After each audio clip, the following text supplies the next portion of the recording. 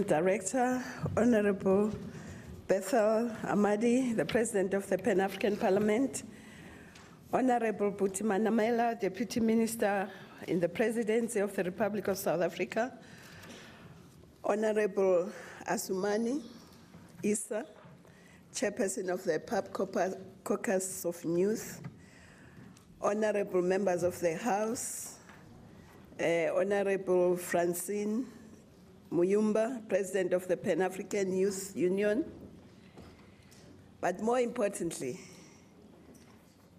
the youth that are gathered here. A very special welcome to you and all the esteemed and invited guests. I'm delighted to participate in this important gathering of African youth with other generations. Just to recall how this intergenerational dialogue started, as one of the speakers said, it started in 2013 as a way of marking the 50th anniversary. We thought we needed all generations to be in one room and discuss.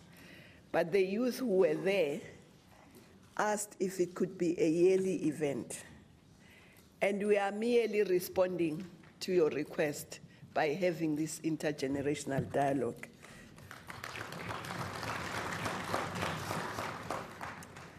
But of course, it's taking place 2 days before we celebrate Africa Day, which Africa Day marks the birth of our Organization of African Unity, now the African Union. It is common knowledge that the precursor of the OAU was the first conference of independent African states, which was convened under the leadership of Nkrumah on 15th April 1958. At that time, there were only 8 independent African countries. Again, in December 1958, at the insistence of Nkrumah, there was a conference where 62 African nationalist organizations attended to discuss plans to harmonize, coordinate strategies for achieving political independence within the shortest period. On both occasions, Nkrumah's key message centered around the right to self-determination and the need for Africans to take their destiny in their own hands. And I want just to quote a small piece of that from Nkrumah.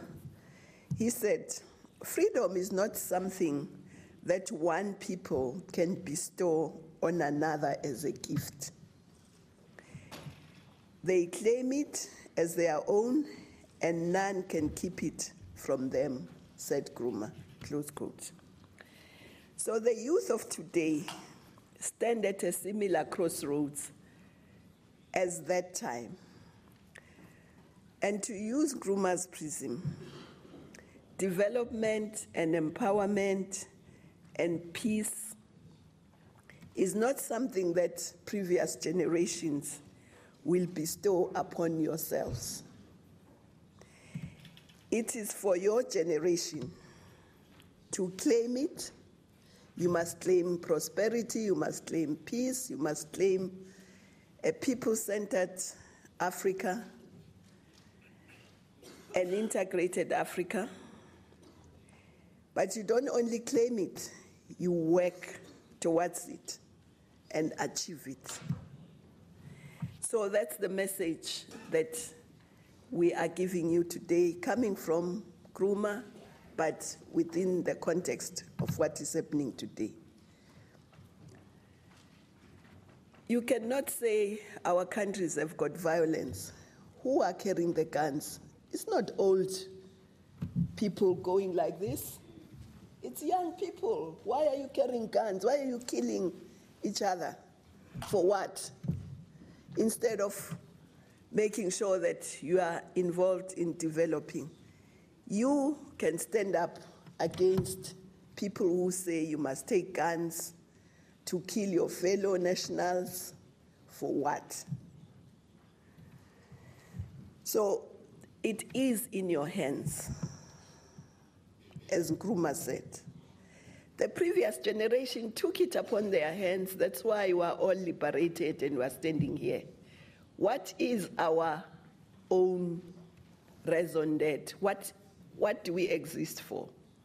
We have to transform our continent into a prosperous, peaceful, integrated, people-centered continent that plays a dynamic role in the world. And it is this generation that has to do it now. Whereas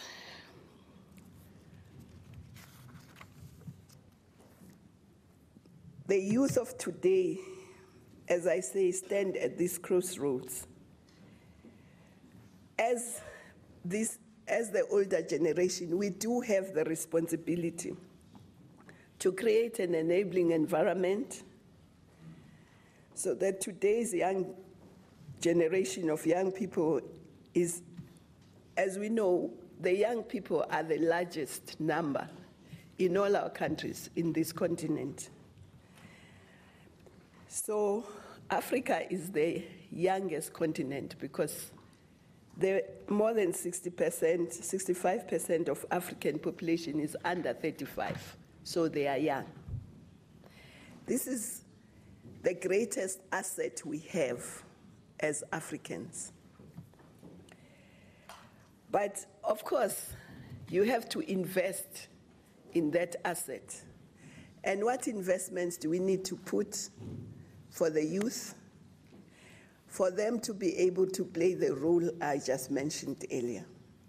We have to ensure that, of course, they have food, that they have health, sanitation, but more importantly, that they have the necessary education, the skills, and of course we have to ensure that we also focus a lot more on science, technology, maths, engineering, because indeed, if we made that investment in the young people, we will be able to channel their energy, their enthusiasm, their creativity, their vitality into innovation, into driving Agenda 2063. And of course, when you talk about youth, we are talking about young men and women. Madam President of the PYA, I understand your top executive has 1 woman, yourself, and 11 men.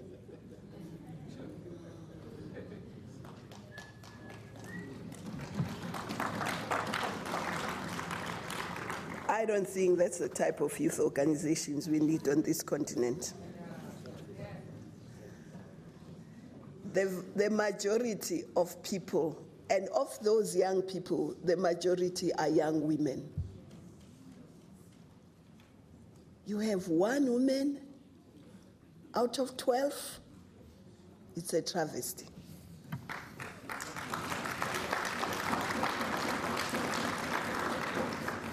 But I hope that you will do a lot of work to promote both young men and women so that at the next conference we can see a change.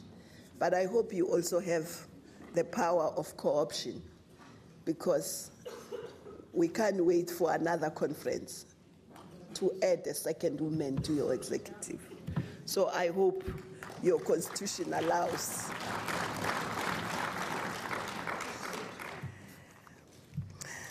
Of course, the youth of today should not have to wait for someone somewhere to bring development to them, as I said.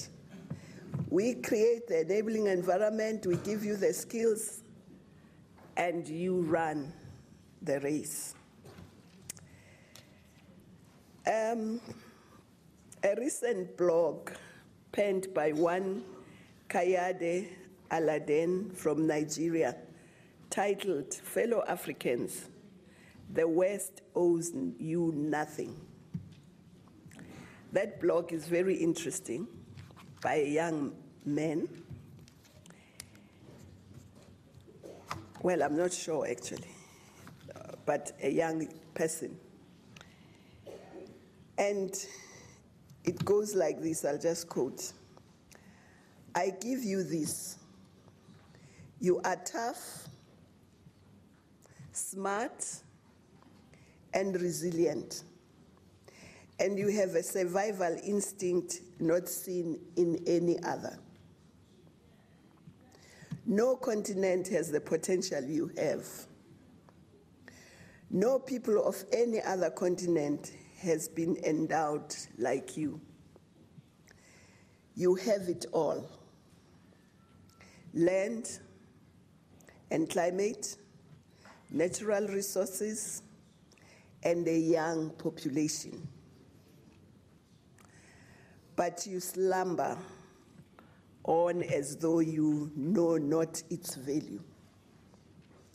Then you complain when others see the value and take advantage.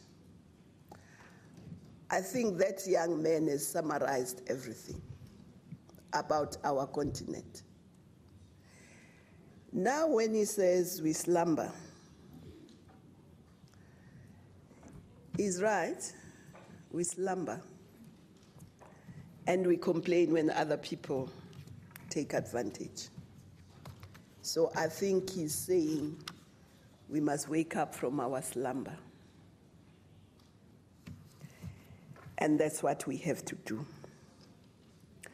It was the similar sentiments that motivated us to reach out to all spheres, sectors, and levels of society with one simple but very complex question. What Africa do you want? And it was that question that produced the first draft of Agenda 2063, when the Africans in their various formations said what Africa they want. The compendium of aspirations of Africans here and in the diaspora gave birth to Africa's Agenda 2063. We are now seized with the task of finalizing and continually improving the first 10-year plan, implementation plan, which we will present to the June summit here in Sandton. This dialogue offers an important space for young people to engage, discuss, and influence that agenda, since it will be touching on their lives, their communities, and their countries, and their continent.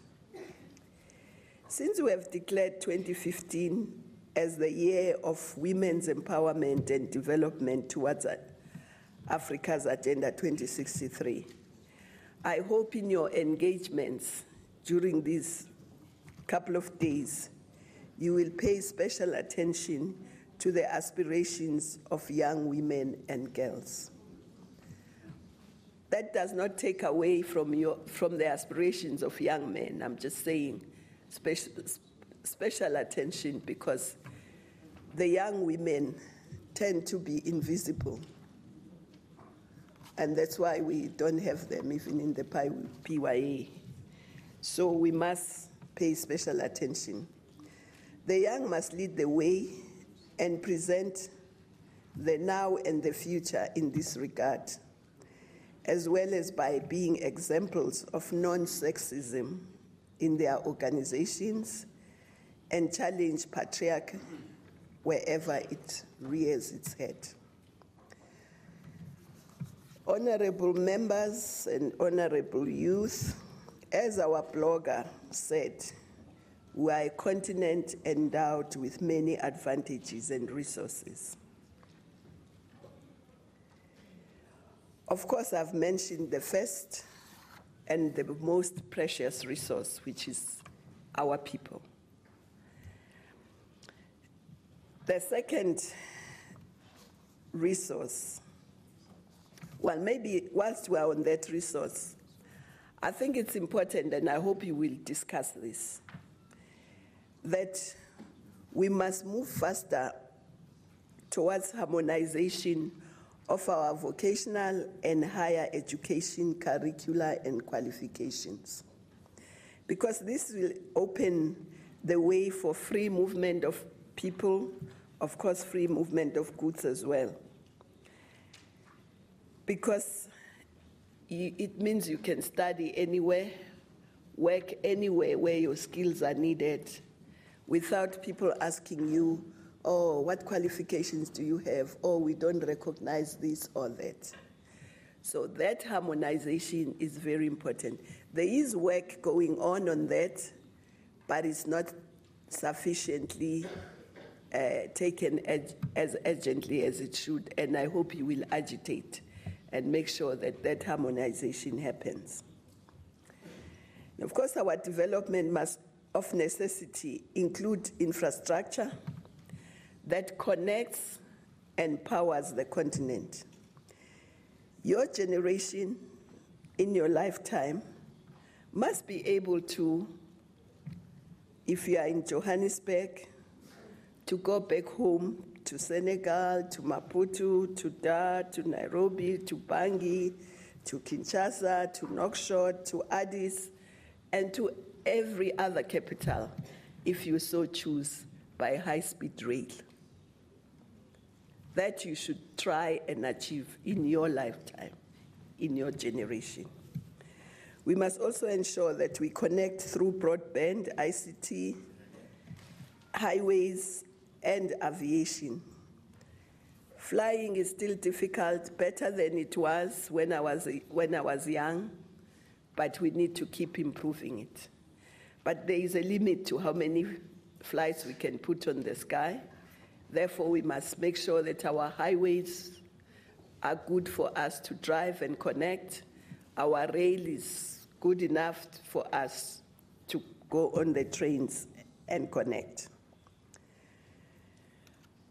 But we should also ensure that our future is secure for future generations by tackling climate change, developing and innovating around renewable energies. Africa's oceanic space is 3 times our landmass. Do we know how big our landmass is? Do we know? Let me see, the young people, do you know? You don't? Let me tell you how big Africa is. In Africa, you can accommodate China, you can accommodate the United States of America, you can accommodate Western Europe, and there'll still be space for Japan and other countries.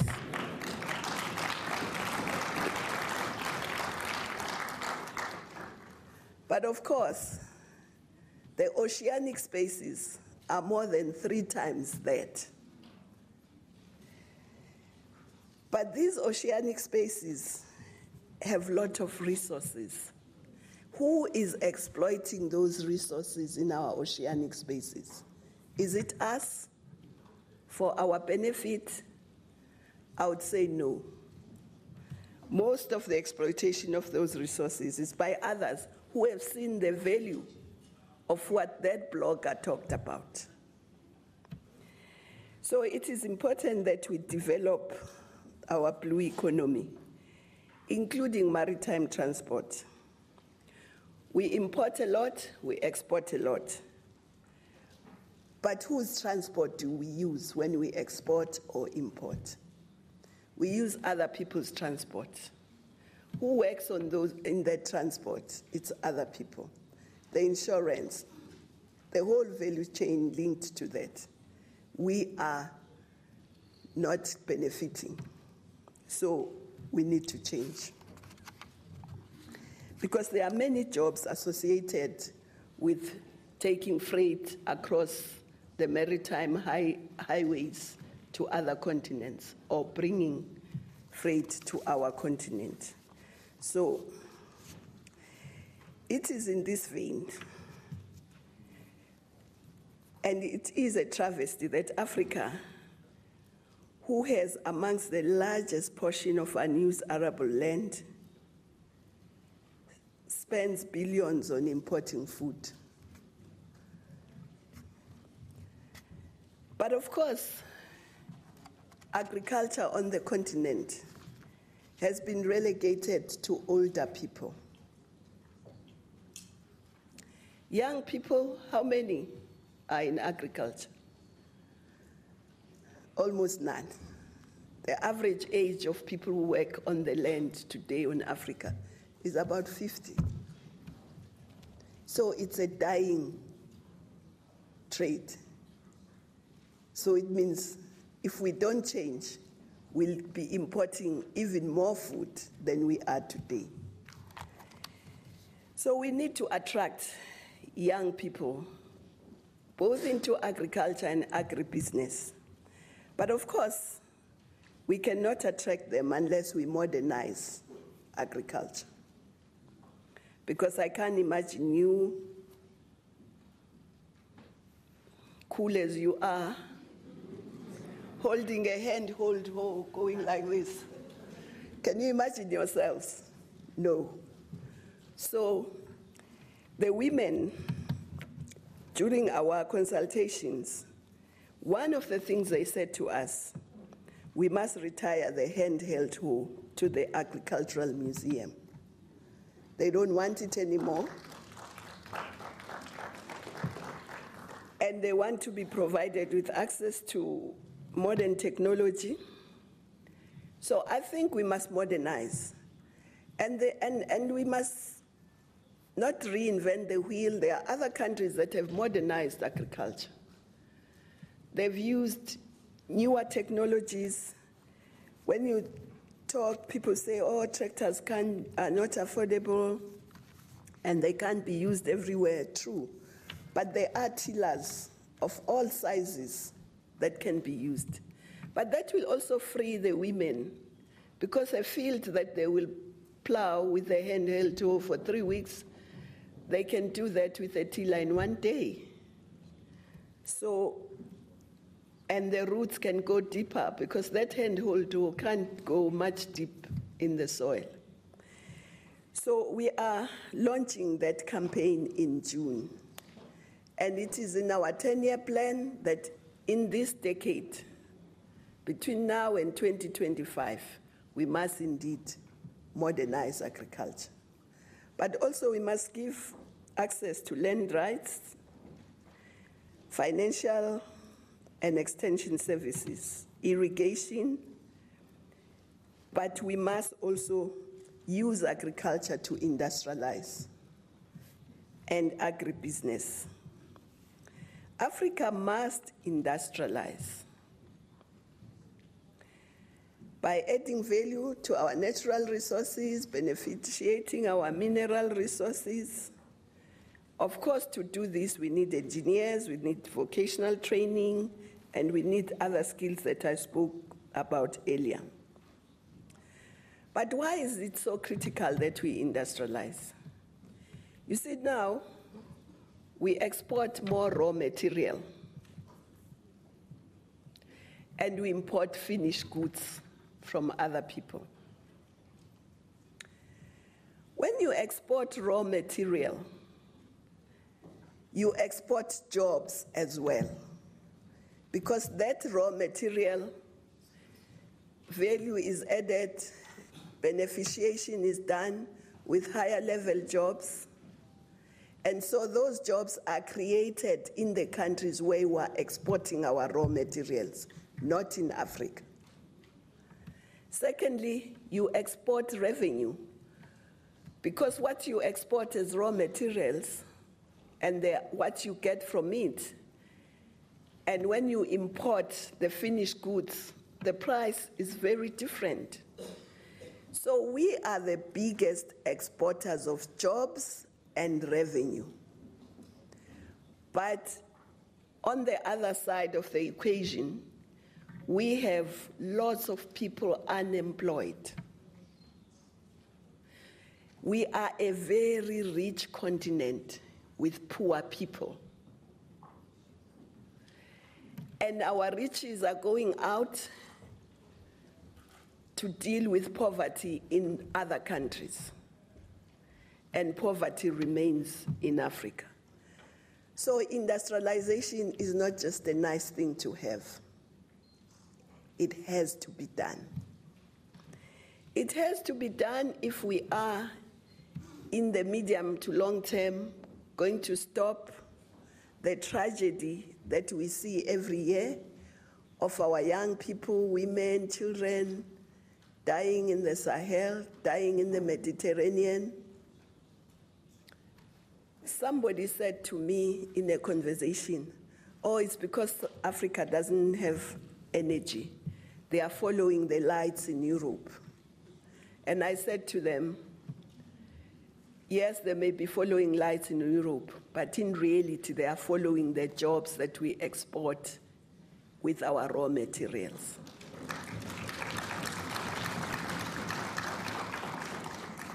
And so we have to stop that. And who best can stop it? It's you, young people. One, you have to be skilled. You have to ensure that the policies in our governments are that for industrialization.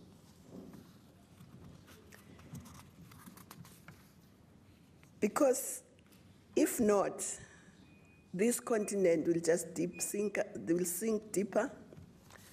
If you look at the countries that are amongst the fastest developing, some of them are doing very interesting things. I just want to quote one, which is my country, Ethiopia, where I live.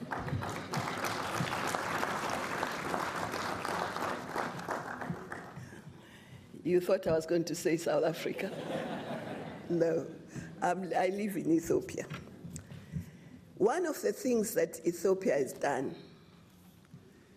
maybe over the past 25 years, I'm not sure, they started with about 2 or so universities. Now they have 33. In addition, they have lots of technical training places. But what do they do in these 33 universities? 70% of their intake is in science. And 40% of that 70% is in engineering. Because for industrialization, you need those skills. And you watch it. You watch that country. 20 years, watch it. Because they are doing the right thing. Other disciplines need to be trained, but to develop your economy and to industrialize, you need a lot of engineers, a lot of technologists to innovate. So if all of us can follow that route and have more institutions, but also focus a lot more on science and engineering, technology. But we are also advocating that we must also have online universities, because it's not possible to massify the number of physical institutions. If we wait for that, it will take us forever.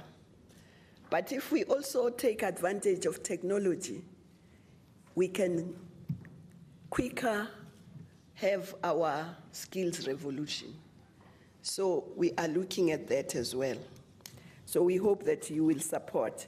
It's not to undermine the physical institutions, but the physical institution must also have virtual space where those who cannot get into the physical can still study virtually.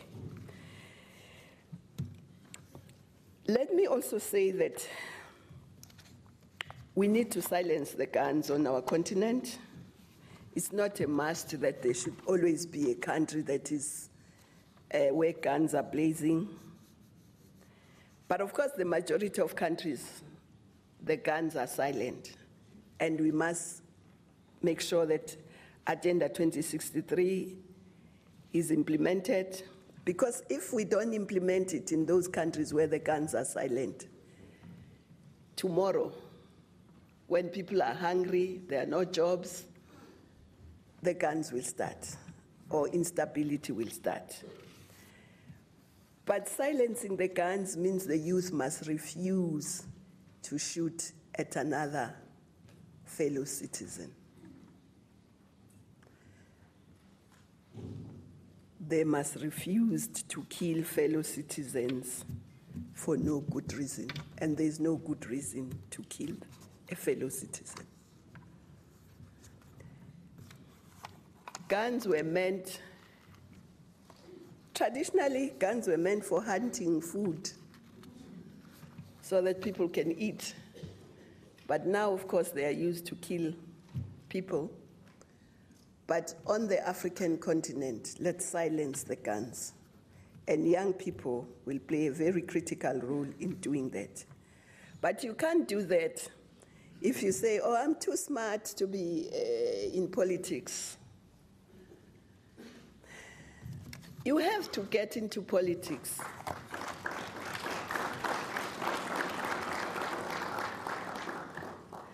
I'm a medical doctor, but I've always been in politics, because that's where lives of people are shaped.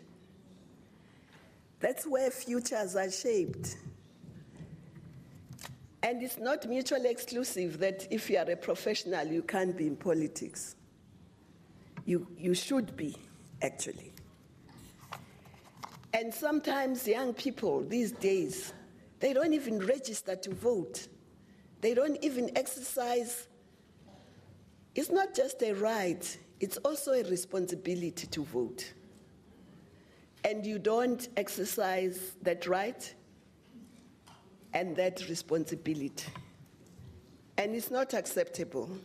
You should be part of political parties, you should be part of civil society, you should be part of everything that happens in your country. But in politics, policies are developed. In parliaments, as you know, in the executive, implementation. So you don't have to be all in parliament, but you have to be active members. Whether you work in the bank as a CA or whatever, you can still be an active person. Because you need to be agents for change. If you don't participate, how are you going to get change? So, if you continue to slumber, as the blogger said, you have yourselves to blame.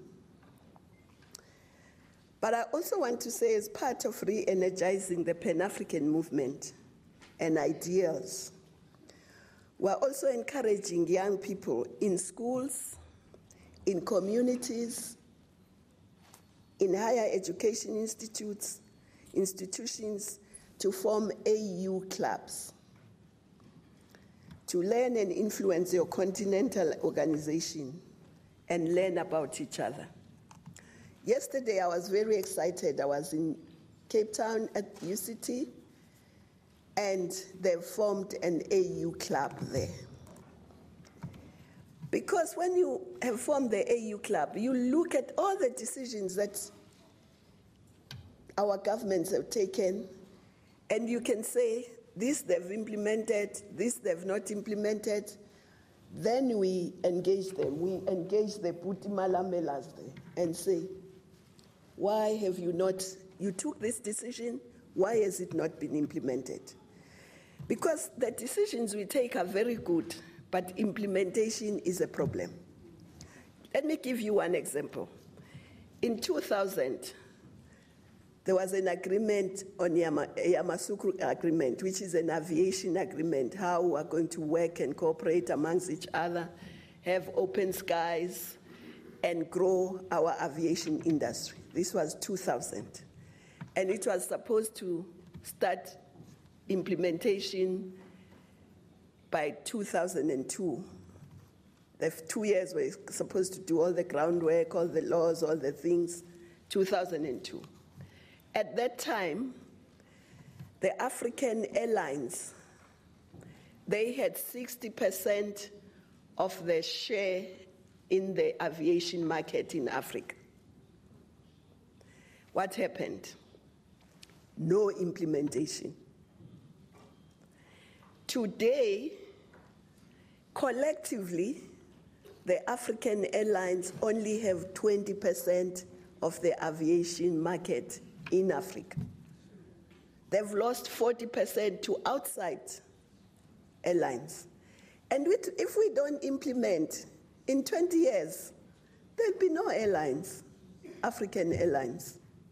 They'll all be gone. Our biggest airline is Ethiopian Airline. And then the others, Kenya, South Africa, Egypt, and so on, they will all disappear unless we implement what we agreed on. There was a study done by IATA to say even if 12 countries just implemented that, they can generate 150,000 jobs amongst them. They can generate more than $1.5 billion in revenue every year. Besides that, the airlines will also grow. But we've lost. And we have 20% of the market, and it's declining. Maybe as I speak to you, because I looked at those figures early last year, maybe it's even less now. So if we don't implement, it's not just that we are not implementing, but we are actually losing. So it's up to these clubs, AU clubs, amongst the youth. And they can be intergenerational. They don't have to be just young people. They can be intergenerational. But they must follow and agitate and advocate and ask governments, why are you not implementing? We have Agenda 2063 now, all agreed. Is it going to be implemented? We hope so. But who is going to make sure that it is implemented? Of course, we are very happy that already 12 countries have asked us to help in domesticating it so that it becomes part of the DNA policies of the government. And that will guarantee implementation. We hope the others that have not yet will also do so. Other regs are also putting it in their own plans, some regs. So we are happy with that, but we need these clubs.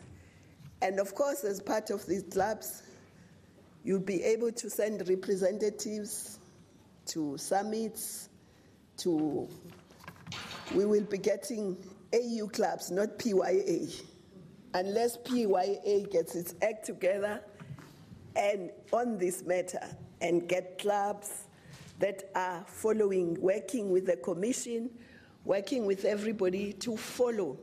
Because these things have happened because nobody was following. Nobody was checking what decisions have been taken and whether they've been implemented. Of course, Parliament, Pan-African Parliament is also supposed to do that. So I just want to say, from the oldest of us to the youngest, we are all future generations. And living tomorrow means that we have to make sure that the future will turn out better than today. Sometimes it looks like there is a gap between generations, and sometimes it seems much larger because you guys call yourselves tweeps or something. And the older generation don't even know what tweeps are. So, but it's not as big as you think. Because together we can do a lot more in solidarity. The older generation can bring the experience, you bring the vitality and creativity and innovation, and together we can make a great continent. We must therefore defend spaces and programs that facilitate for cooperation amongst generations, underscoring sacrifices that all present generations must make for the next generation. We are here because previous generations made sacrifices for our generation. So I believe that the youth of today are confronted with challenges which are not so dissimilar from the ones that were faced by our forebearers. So as I conclude, I want to go back where I started and quote Kwame Nkrumah as he embodies Pan-Africanism. At the inaugural meeting of the OAU, where he said, I quote, "Nothing will be of avail except the united act of a united Africa. We have already reached the stage where we must unite or sink." This must inform all of us so that these xenophobic attacks, which are deplorable that took place in this country, must never happen. We must understand that we are one people, one destiny. And it is our working together that will take us forward. Working separately and killing each other will only take us backwards. So again, like Puti, I'm very happy that the government realized that and swiftly acted. And I hope that it will not happen. So I wish you a very fruitful dialogue. I took a bit long time because I'm not going to be with you in many of your sessions. But I hope that the Festival of Ideas in the next 2 days will flourish. And I look forward to your conclusions. I thank you.